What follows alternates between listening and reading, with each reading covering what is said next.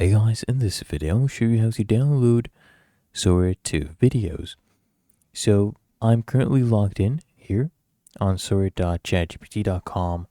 This is the actual website. There's a lot of fake websites out there. Let's keep that out there. Then what you want to do after you're done with your prompt, right, and you have generated your video will be stored here on your profile, okay?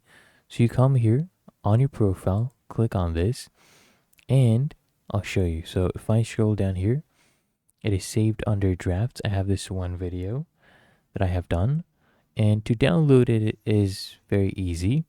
Okay, all you need to do is click on the video first, and you see these three dots right here.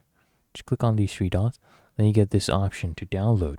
So come here, just click on download, and it will actually start, as you can see right here, downloaded. So I'll open this up in a new tab. I'll pause the sound. Okay, as you can see, it has downloaded. Really that easy. If you found this helpful, make sure you smash that like button, subscribe to App Mentor.